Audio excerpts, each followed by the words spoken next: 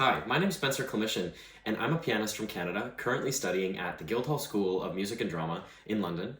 And today I'm very excited to be joining you for the literary music series.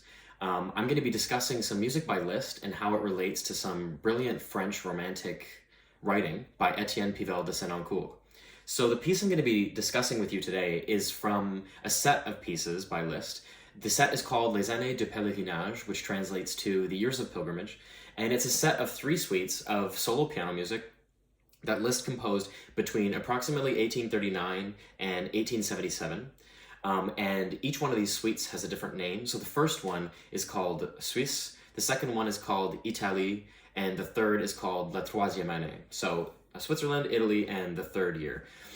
And given this took quite a while for Liszt to compose, about 40 years, these pieces represent a development in his style, and they're widely considered to be some of his greatest compositions. The third year representing his very late style of composition, which evolved quite a lot from his early style into more religious and more subtle and subdued music, less focused on virtuosity. And interestingly, these sets are prefaced, many of the individual pieces, as well as the sets, are prefaced with sections of writing from romantic authors of the time or poets. So Senancour, Byron, Schiller, as well as some others. And he prefaced the entire work, all of the suites, with the following introduction, which I'll read for you. Having recently traveled to many new countries, through different settings and places consecrated by history and poetry, having felt that the phenomena of nature and their attendant sights did not pass before my eyes as pointless images, but stirred deep emotions in my soul, and that between us a vague but immediate relationship had established itself, an undefined but real rapport, an inexplicable but undeniable communication, I have tried to portray in music a few of my strongest sensations and most lively impressions.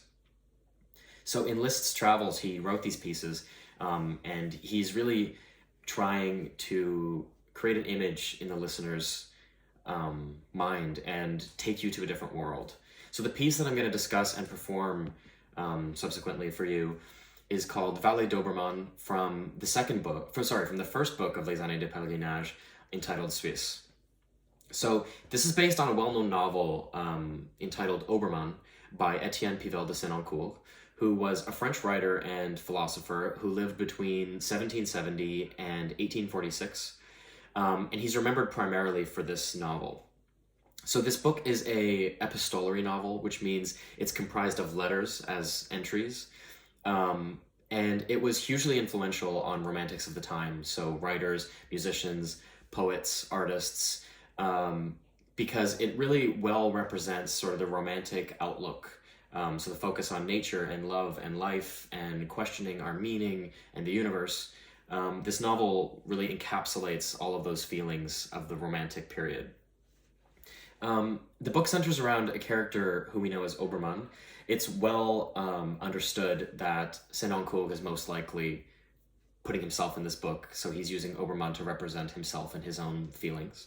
So Obermann in the book is a recluse in Switzerland, and he's full of despair, and he's looking for a place for himself in the world. He feels out of place and lost. And he discusses a number of topics that they were thinking about at the time. So inequality in the world, particularly towards women, shortfalls of religion. So this was around a time when religion started taking more of less of a major role and questioning its use and its validity.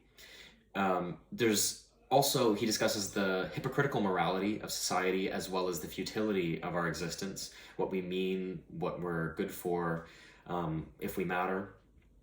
And while the letters are often pessimistic and existential, there are also entries that discuss nature and scenery and all of the incredible, beautiful scenes that he sees around him in these mountains. He clearly has a sense of overwhelm and longing. So I think these are a lot of the romantic sentiments of the time, and they're very clearly represented in all of this writing as well as in the music that Liszt composes.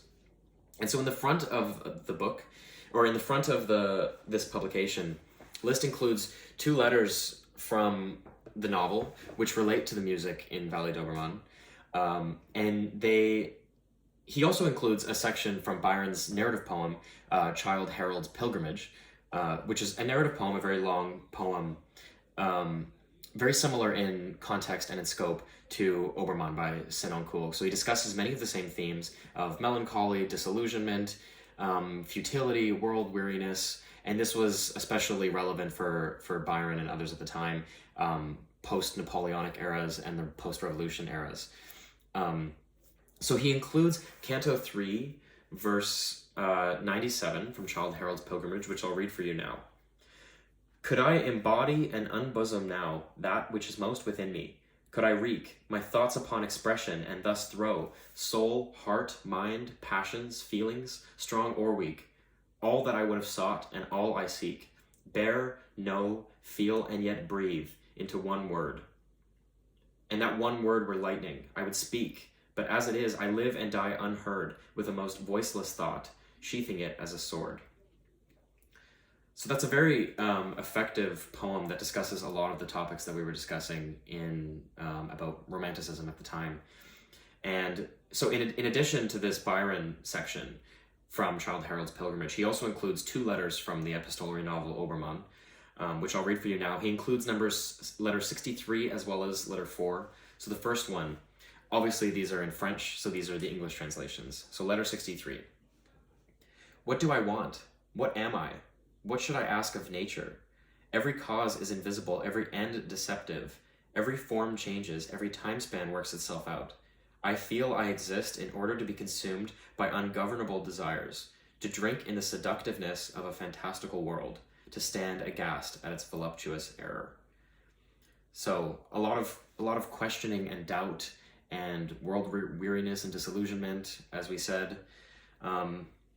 as well as this romantic idea of standing back and aghast at its voluptuous error, so questioning and emotion. The second letter he includes is letter 4, which is the following. Unutterable sensitivity, charm, and torment of our empty years, immense awareness of a nature that everywhere overwhelms and is impenetrable, all-embracing passion, indifference, advanced wisdom, voluptuous freedom, all the needs and deep sorrows that a mortal heart can hold. I felt, I suffered in that memorable night. I took a dark step towards the age of weakness. I swallowed up 10 years of my life. So again, these are the sections that inspired Liszt to write Vallè d'Obermann. And I think in the structure of this piece, you can really see how it relates to the epistolary novel, because the piece is very much in sections and we move from one part to the next part to the next part, and they change very quickly in affect and in emotion. And I think just as Obermann in the novel has these letter entries where he's discussing these various topics and changes his opinions, and the mood changes constantly from letter to letter, the piece does that as well. So I think there are a lot of parallels drawn just in the general structure between the piece and the book, as well as in the specific poetry that Liszt chose to include. But I do also want to mention that I think this piece can be very much enjoyed without knowing the context or the poetry behind the work. It's a beautiful piece of music, and I think it can really take you to a different world without needing to know the poetry behind it. But I think it's all the more meaningful when you do understand the inspiration and the meaning behind the work and the brilliant poetry and writers that Liszt was inspired by at the time. So I will now allow you to listen to a recording I made of this piece, and I hope that you're able to feel the connection between the poetry that inspired Liszt, and so Byron and Senancour and the likes, and how it relates to these intense emotions contained within the piece. And I hope you see some of the parallels that I understand between the poetry and the music, and I hope you enjoy.